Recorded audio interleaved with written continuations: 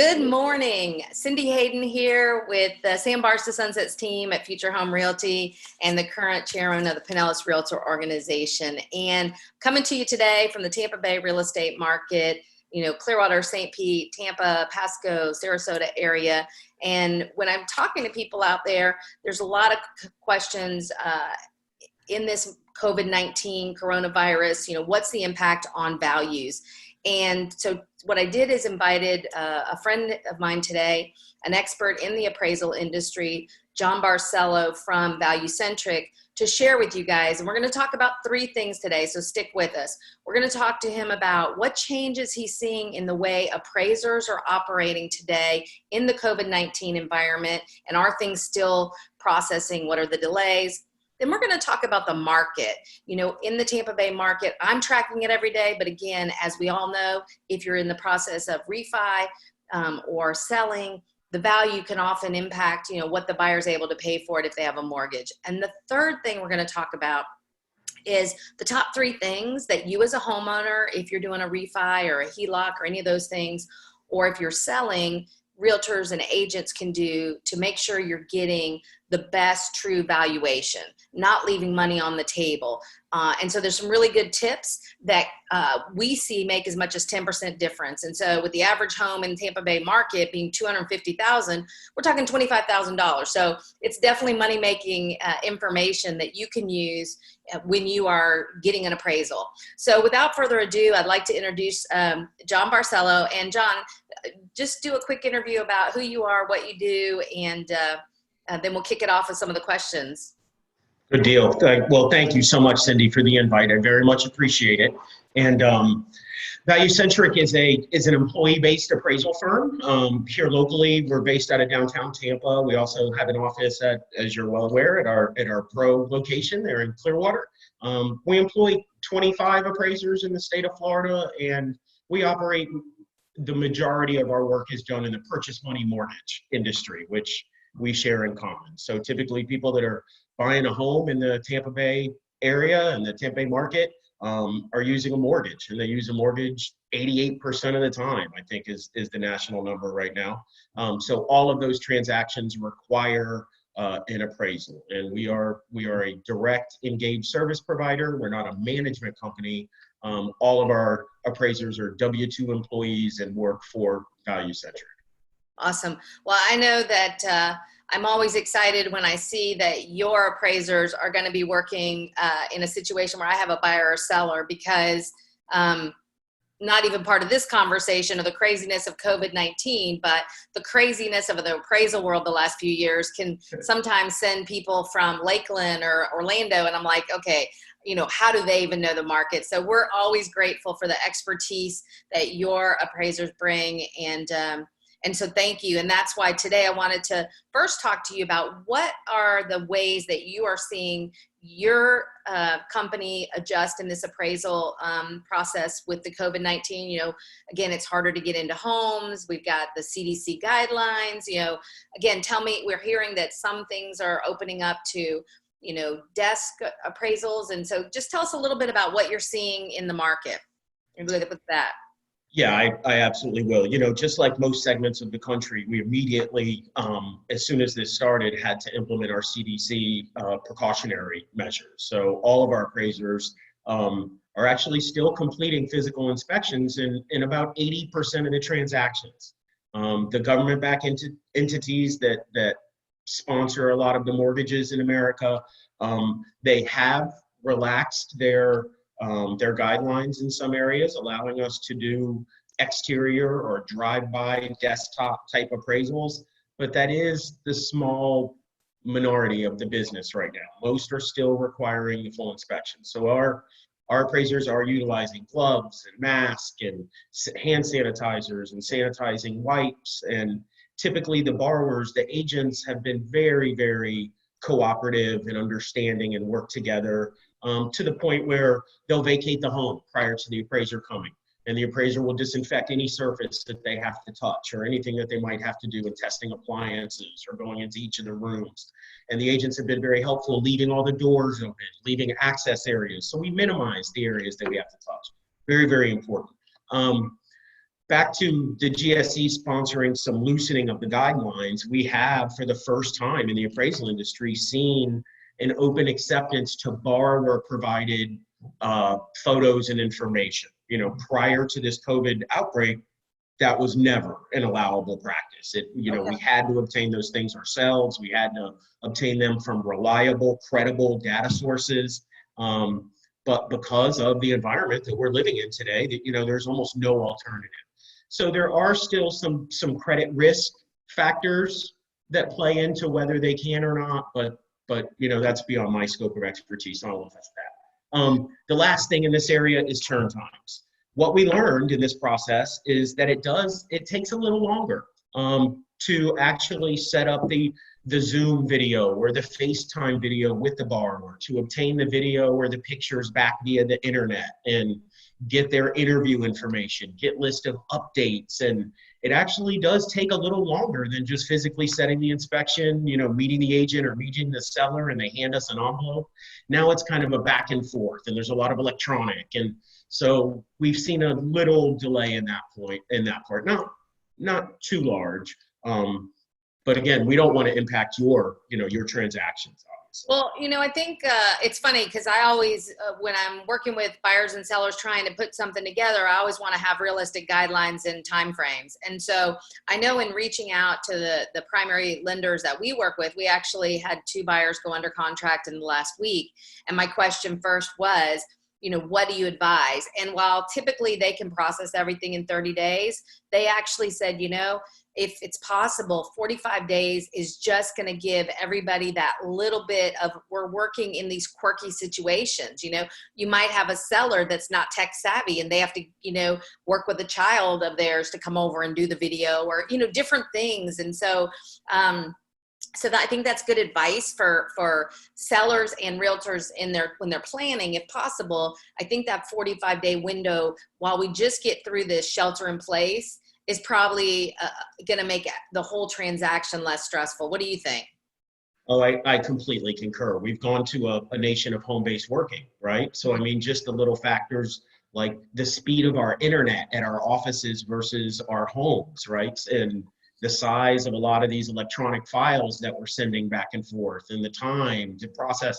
So everything has kind of taken a little bit of slowdown. And Cyndee, that's really solid advice. Those extra 15 days is probably a very good idea right now. Good.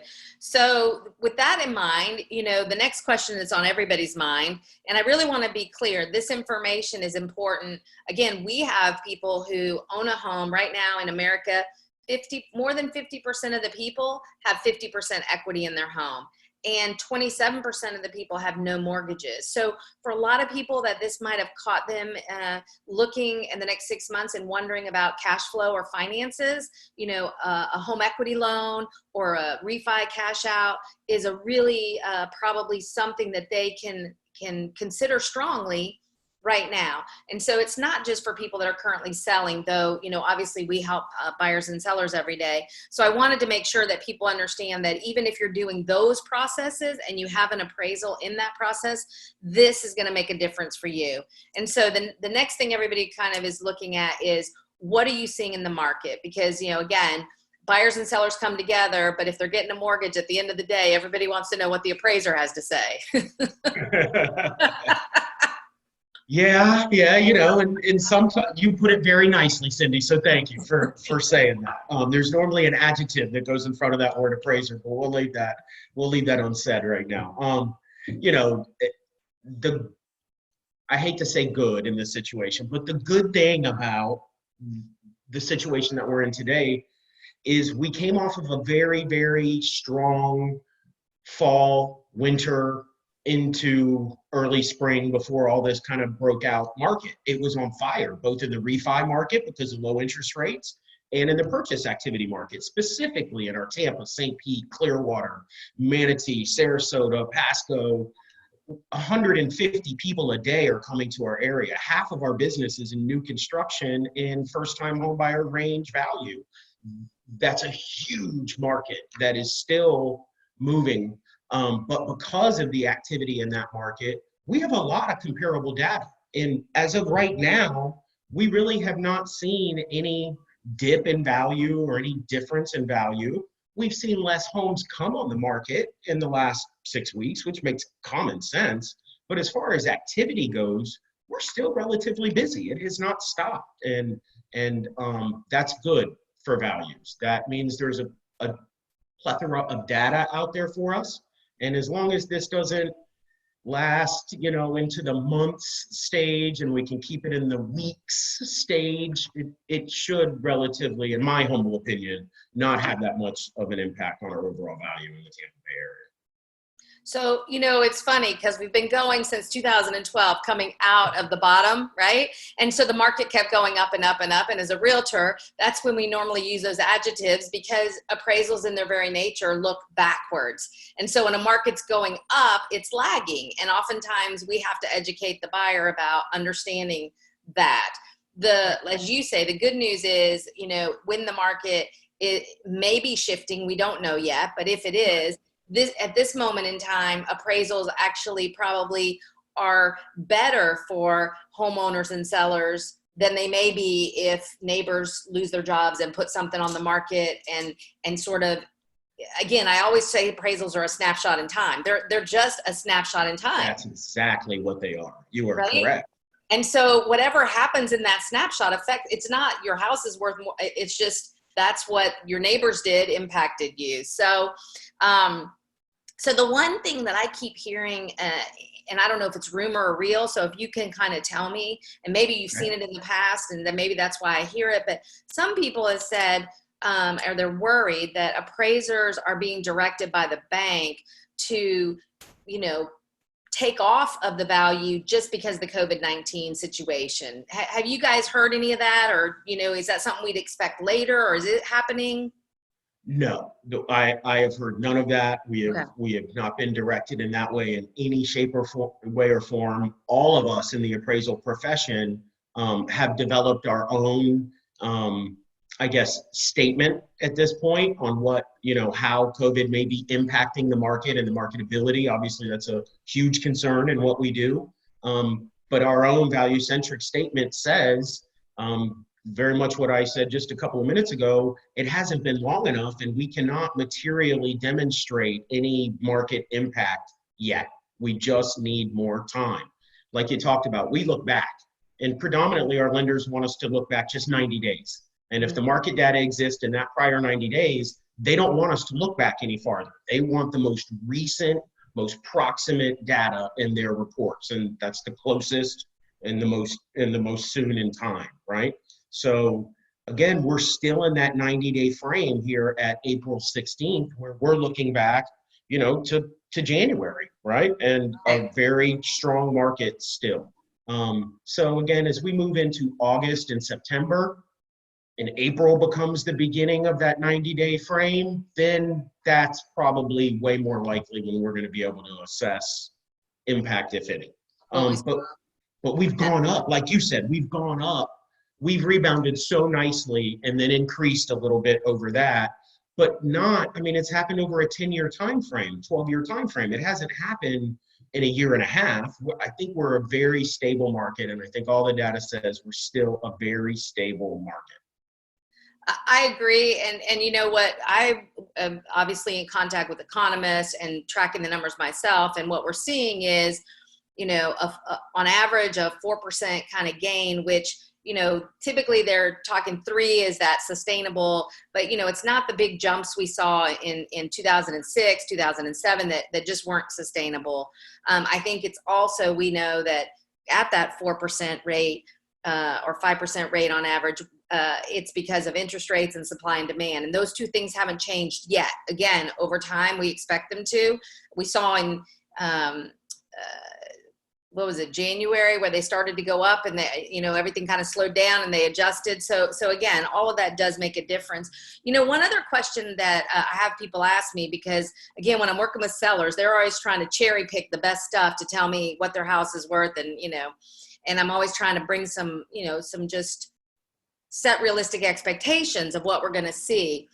How does an appraiser weight, or how much do they weight what's coming on the market, actively, and what is going under contract when you're doing that appraisal, like right now? So you're looking back at what's sold. So that's, again, what a real buyer paid, a real seller, but then there's people who are in that process. And so how does that weigh into the appraisals?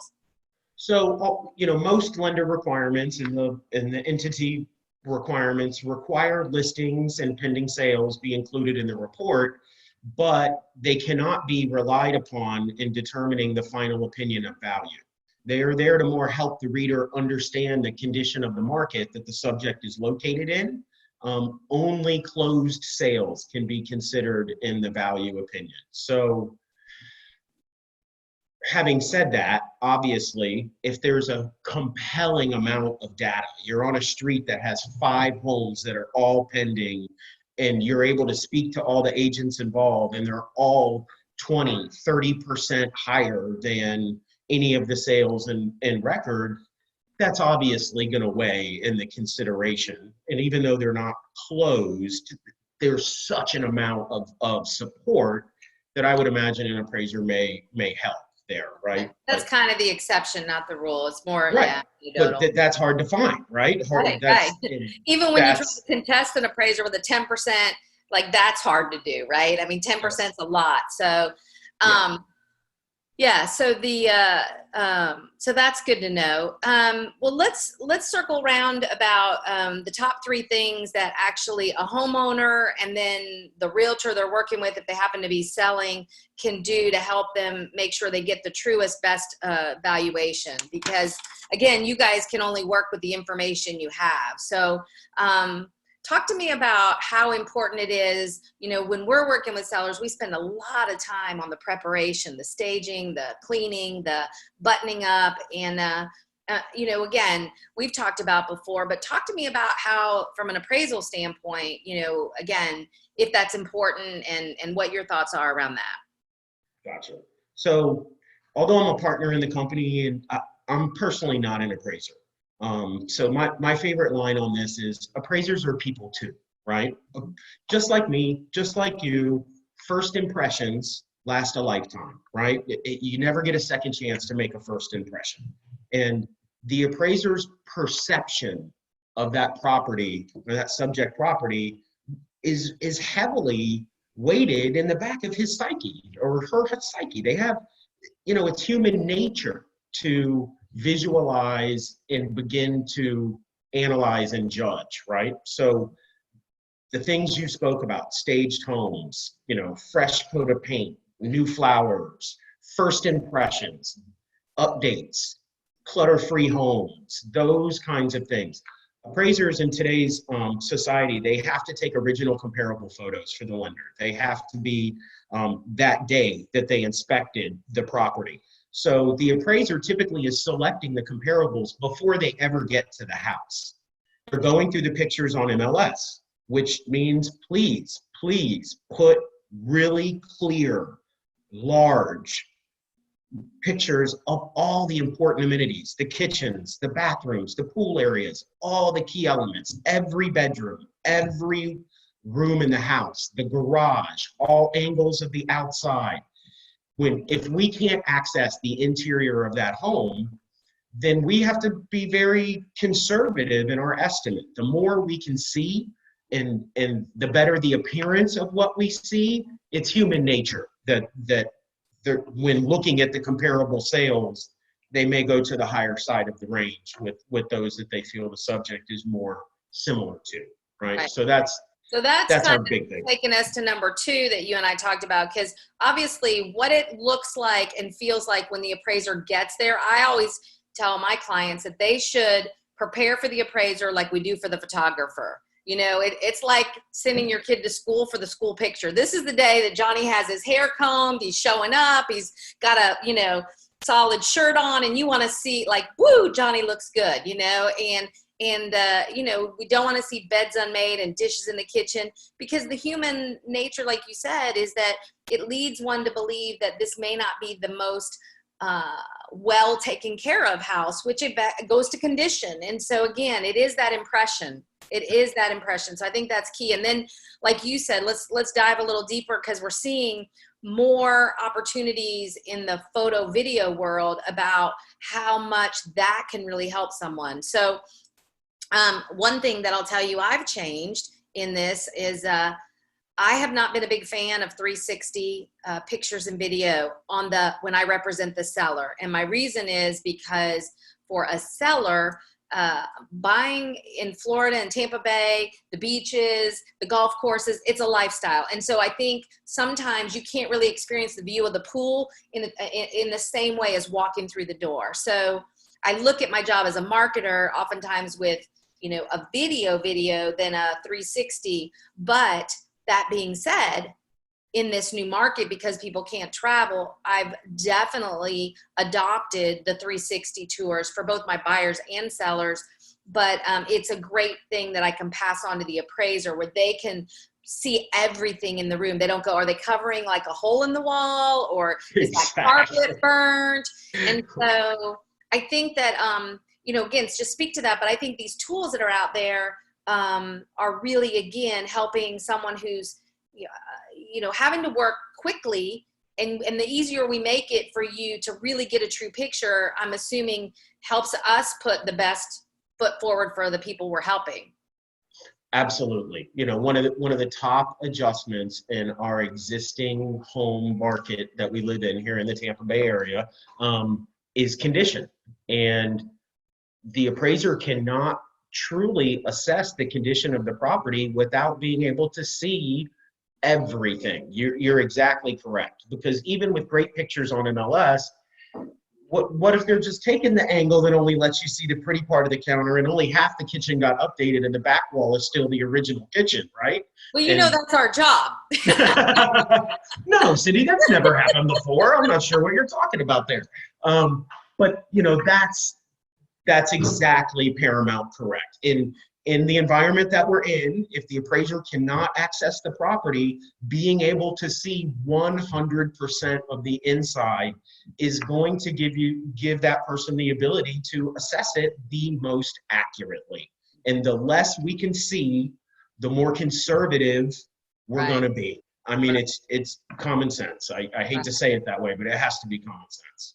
Yeah, and I think when we were talking before, I think that common sense goes to, sometimes people think the exterior, the drive-by appraisal is, less hassle, and somehow that's going to, just be better. But I'm imagining that those, without backup data, I'm imagining appraisers are more conservative and sort of going more. So if you have a home, you've invested and updated kitchens and baths and all of that, you want an in-person appraisal. We've been saying that as realtors forever. Our biggest beef with online, zoobly zoos, estimates, whatever, that they can't see the view, they can't see the neighbor, they can't see the updates. I mean, and in a place where a lot of the homes were 1970s, 1980s, it's everything, right? I mean, it could be $100,000 difference in the average home just with what's been done, windows, roofs, bathrooms, kitchens. I mean, it's huge. So that's a good point. So, one of the things that I would love your opinion on is when I'm working with a seller, I actually ask them to sit down and talk to me about the improvements they've made, the value they've put in, the time frame, so that I can provide that to the appraiser. So give me a sense of, when you're looking at improvements, you're looking at like how that works time frame wise, as far as I've heard that, once something's over 5 years old, then you don't really give it any value. I don't know if that's, true, but, again, for people doing things and I'm imagining right now, a lot of people are home doing home improvement. So it may be out there adding value, but, and be sure and tell your realtor, if you're currently selling, be sure and tell your realtor the things you did, because one of my favorite things to do with sellers is we have a disclosure, and it says, tell everything that impacts the material value of a home. And I often see all the negatives. Oh, this fan doesn't work, this light doesn't work. And again, like you said about that first impression, I always make sure that the sellers we're working with are listing all the good things they've put in, because people might miss that too. So disclosure is, we just redid the kitchen, we've redone the bath, we've put in a new electrical panel, we've, upgraded the AC. And so we add that up and kind of go, yeah, because because buyers are smart. They're looking at other properties and they go, well, the one down the street sold for 20,000 less. Well, again, if it's original 1970s, that's probably overpriced, you know?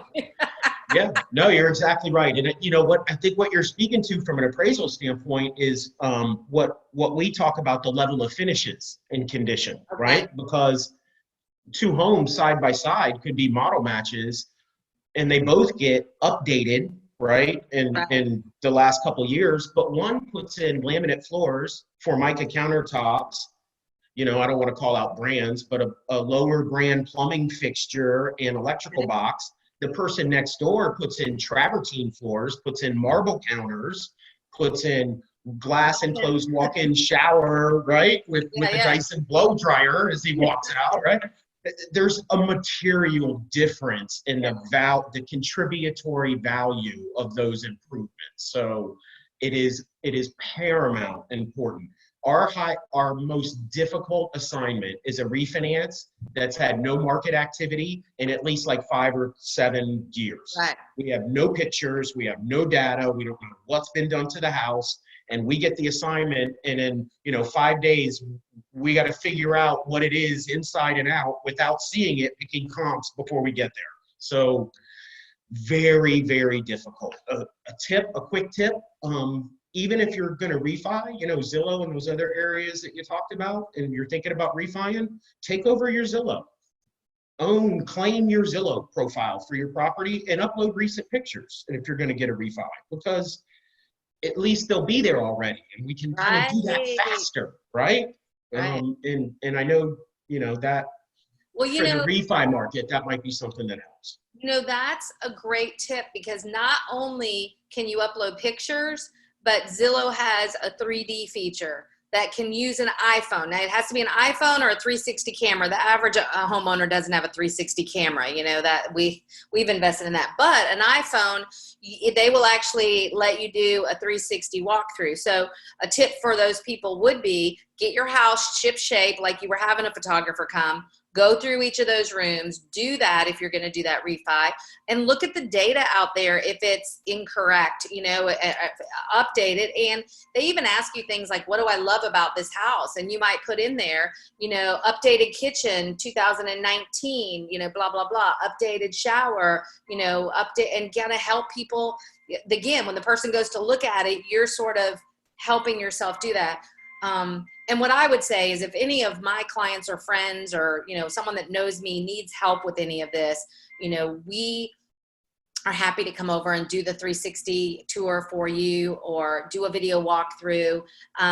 Again, we actually now are doing that with our buyer clients, because what we're finding is a lot of times we're in a house just like you, and it's, don't touch anything, don't open anything. And it's, we've always said that homes don't sell when a seller's looking over a buyer's shoulder. It's just, they're worried about their feelings versus looking at that house. But I'm really feeling this COVID is like this, imagine the big like Ghostbuster over you, and you're like, you're just want to get in, get out.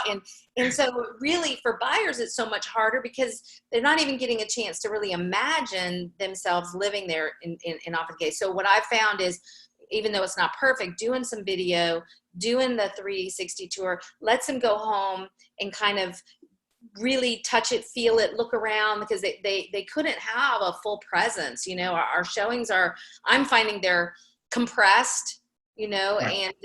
And more to the point for a buyer to sort of like rule out, oh, that flow wasn't good, or, other stuff, but it really wasn't oftentimes enough time to, whereas normally buyers would take a second look. Buyers would like, okay, yeah, we want to make an offer, let's go back and take a second look. And while that's not impossible, sellers are very stressed. And again, the less we can have people in the same spaces, the better and safer and healthier we all are. So I think technology is giving us a way to do that. So I appreciate those tips. So really, for those of you that, like John said, that are in the refi or HELOC, now would be the time to lock in probably the best valuation for the next 6 months. Because if either one of us were going to lay a bet, some of the people that come on the market will have had a financial situation that has them more motivated to sell quicker than before, wouldn't you say? Yes, of course, it's a natural byproduct Right, over a right, period of time, right? right. Right. So I just am telling the people I care about, look, if you are looking to get, a home equity loan or a refi, now would be the time to do it. And again, you can pay them back, you can do whatever, you can not take it out, but the value is going to be maximized right now. And again, if you're doing that, the three things you want to keep in mind is, prepare like it's, like you're having a photographer come, even if it's just the appraiser. And if you can do the photos with Zillow or with some other thing, I'm imagining that you guys too, when the appraiser makes an appointment, they could ask for an email to send them stuff too, if they've taken photos and taken video. And then also really making a list of what improvement. So on that list, I typically have like what it is, what's the time frame, and ballpark value. Is that kind of what you're looking for? Yeah, the cost to value equation doesn't always work, as we're Right. aware, but that is, and the more specific on the updates versus the deferred maintenance, right? And let's talk about that for just a second. Okay. If you're in a 38-year-old house, right, an update is not replacing your roof. That's not an update, right? At 38 years old in Florida, your roof is probably leaking in multiple locations, right? And replacing it does not mean you upgraded your home. It means you maintained your home, right? Right. An improvement is you went to the city and you got a permit and you added a family room out of your back patio that's now can be included as GLA or gross living area, and now your home is larger and has more square footage. So sometimes with condition, there's confusion with the buyers and sellers on what's deferred maintenance and what's a true upgrade. So we want to make sure that we're keeping that in mind as well. That's a great point, because we do see that. So so that's a helpful to remember. And it is, in our homes, I know when I moved to a house in Clearwater, and it's like you got 70,000 into windows and roof and different things that aren't sexy. Yeah, plumbing, and redoing the plumbing line to the main, right? And redoing the electrical box because it's not the right acceptable brand for insurance anymore. Those are deferred maintenance items, not upgrade items. Now, what I will distinguish for people is, as the realtor, I want to know that, because I'm selling against the house down the block that hasn't done it, right? So for me, I want to know, because there is value to a buyer who's looking at that and saying, well, that one's cheaper, but yeah, they have to do this, this, and this. But it is a good point that from an appraisal, you can't just go, well, I just put a tile roof on, it's 20,000, so I should get 20,000 more in my price. That's not a realistic expectation. That's exactly correct. Well, this has been super helpful, and I hope it's been helpful for the people watching. If you, have questions, feel free to reach out to me. I will put John's information included. So if you find yourself needing a private appraisal, sometimes before people go on the market, they are looking to get a sense of valuation. You guys do that. Again, typically outside of that, you guys are working with the best lenders. And when we have people in a mortgage situation, somebody from your company is involved. So we know that. And we always are excited about that. But overall, I think in talking to you, which is the sense I get when I'm looking at price decreases and all these things that are, 1% and 2%, I'm not seeing big swings and big guts. And I'm glad to see that you're not sensing it on that backside. But bottom line is, the Tampa Bay real estate market is, still functioning and moving through, and none of us have a crystal ball, but the good news is we've got some positive momentum and foundation heading forward. So now it just, we'll just have to watch it, and hopefully we could check back with you in a month or so, and let's see what we're learning, what we're seeing, right? Because to me, I've always said educated homeowners are my best clients. And so that's their desire, is just educate people. What are realistic expectations? What can they impact and change? And at the end of the day, stay safe, stay healthy through all of this. and we still live in a great place. And, you know, I appreciate your time and support in bringing, again, a lot of the, you know, myth busting of what people ask and don't really know. So thanks for all that wisdom. Well, thank you, Cyndee, for the invite. We very much appreciate helping our partners in the real estate community, and I look forward to meeting with you again soon. Thank you. Thank you.